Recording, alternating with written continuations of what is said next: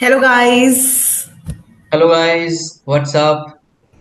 Welcome to MBA Insider. So, in this video and in our current series of colleges, we will be taking you to Ahmedabad. No, it's not the college that you are thinking about. It's a pretty decent college that is MICA, and it is specially renowned for its marketing output. So, let us introduce you about MICA, and we'll tell you everything about MICA. Yeah, Shakti. Right. For those of you who are unaware, it is one of the best colleges, if especially for marketing, and it has a world-class management program that prepares future leaders who have creative and entrepreneurial competencies in business and especially marketing and analytics. Now, MICA's mission, as per the original website, is to develop empathetic leaders and thinkers who are creative and adaptive problem solvers for a rapidly changing world. They incorporate experiential learning, real-time case studies analysis, and intensive industry engagement, which ensures that the students get a firm foothold in the skills necessary to excel as market leaders. Now, MICA has actually two programs, PGDM C and PGDM. So the C stands for communications, but these programs are similar.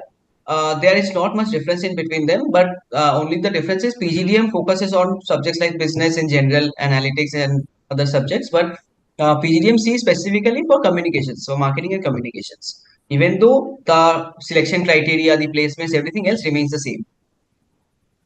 Yeah. So basically, MICA Ahmedabad is the only institute in Asia that is dedicated to create leadership in strategic marketing and communication. So if you can see at the badge profile, it is shown on the screen as well. So the gender ratio is 49% are women and 51% are male. And if you look at the work experience, 37% are freshers. So it's a good opportunity for freshers also, because the majority of people do not have a work ex and 37% are freshers. 13% have less than 1 year experience, 29% have 1 to 2 years of experience, 13% have 2 to 3 year experience, and 8% have more than 3 years experience. If you can see at the educational background, there's a healthy mix of all the backgrounds, with 32% as engineers, 22% in art and design, and 16% in management, and 17% in commerce. Yeah. So the programs are concerned, as I mentioned, PGDM and PGMC are the two main programs that are going to be introduced in 2025-27 as well. And candidates will have the choice to opt for either of the two programs. The selection criteria and everything will remain the same. Yeah. So I will brief you about the selection process that MICA has. So there is one test that is MICAT. It is a computer-based test that is used for PGDM and PGDMC selection process. It is conducted twice. That is first Saturday of December and last Saturday of January. Candidate may choose to write both of them. Better of the two MICAT score will be considered. So it's an opportunity for you. You can apply for both, and if you in whichever score in whichever MICAT you have scored better, that will be considered. Right. So as far as the exam pattern is concerned, as you can see on the screen here, so the mode of examination will be, as you know, computer based as is with all other examinations. Now there are three sections in MyCat, so there is a bit of difference. So section A is a basically psychometric test. Psychometric test is basically, it entails questions about you, your approaches to different types of questions, your approaches to life, approaches to if you are someone with an work experience or questions regarding your work experience, all of those stuff in general, right? So that is the first part, which is taken for around 30 minutes. Section B is descriptive test, which is a subjective test for 25 minutes. And section C is similar to CAT itself and other entrance examinations itself, with four subsections: verbal ability, quantitative ability, general awareness, which is basically the GK section, and finally the divergent and convergent reasoning. Each of the sections constitute 20 minutes each, and the total duration of the section C will last for around 1 hour 20 minutes.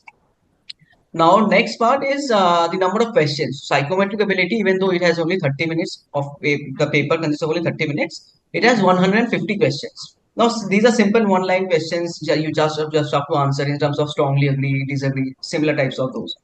Section B is subjective, and it has four questions. And section C has 70 questions divided between the four verbal ability, quantitative ability, and the other two sections.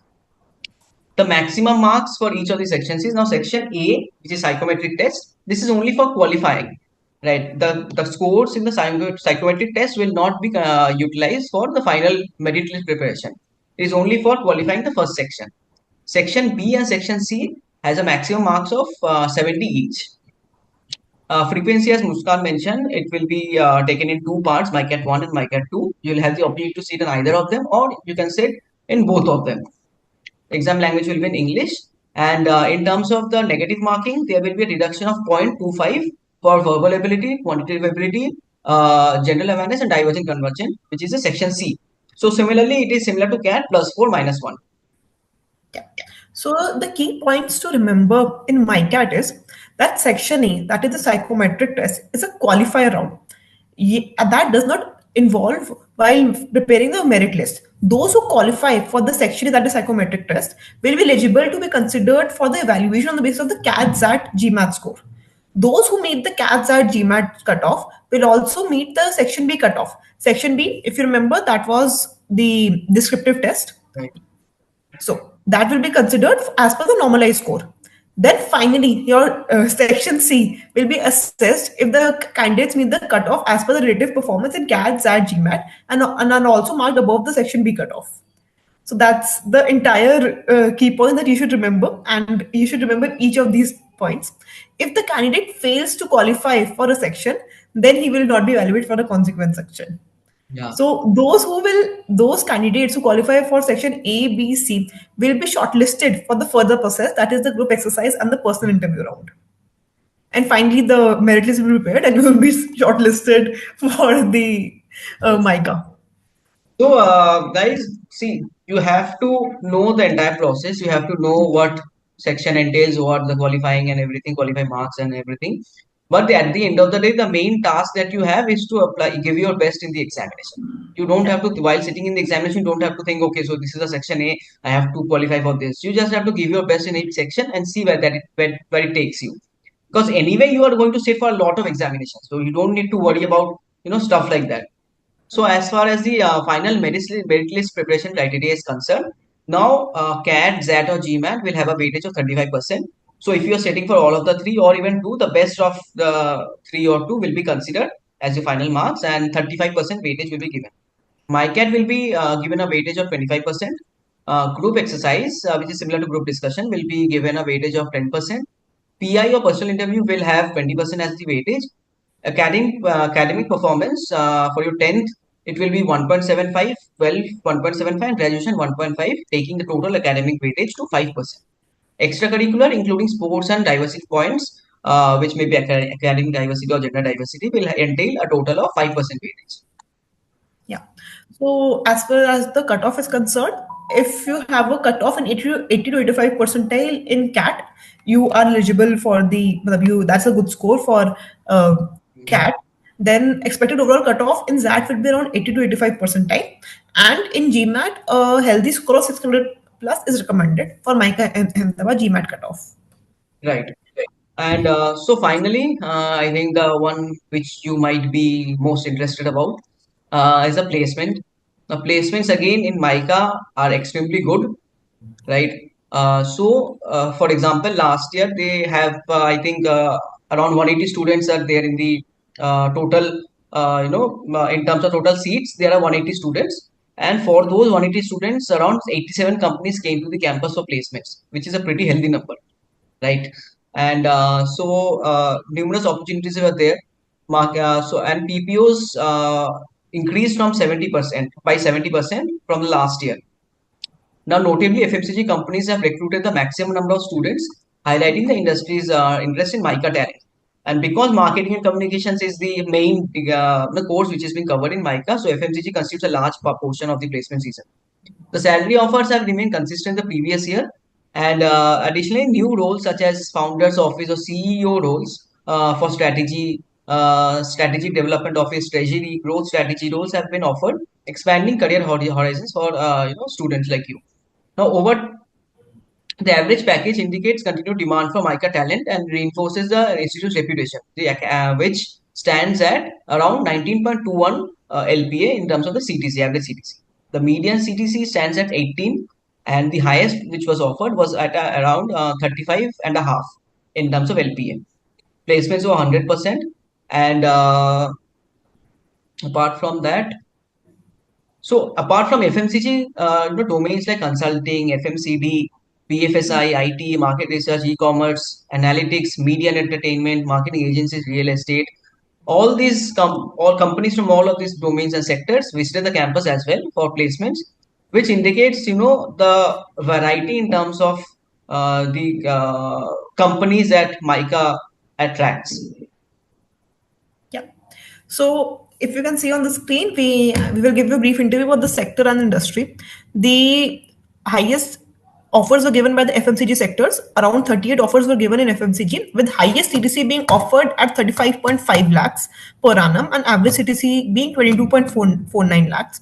In IT and ITS, around 25 offers were made, with highest CTC being 31.75 lakh and average being 21.07 lakhs. Then followed by FMCD, media and advertising, analytical BFSI consulting. And the roles that were being offered were in strategy and consulting, sales and marketing, e-commerce. There is market research, strategy intern. You think about the role, and that were being offered in MICA. Right. Especially in terms of different kinds of marketing and communication roles, which Yeah, that is the people core like. of MICA. Exactly. So roles like these, for example, influencer marketing, all of these are actual roles, and these are actually being offered. If you go on any, platform, if you're looking for a job or something, if you search for openings, you will find, Yeah. all of these roles out there. If So, you're interested in marketing and if you're exactly, interested in the creatives, in any creative domain, MICA may be a good college for you because it actually focuses on your creativity. exactly. Exactly.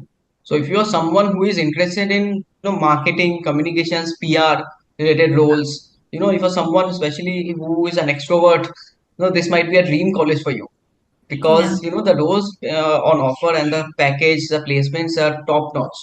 They're extremely good, and all of the good companies, all of the good FMCG, FMCD marketing companies, agencies, these visit the campus on every year. Yeah. So, guys, let us know about your thoughts about this video. If you have any doubts, just let us know in the comment section below.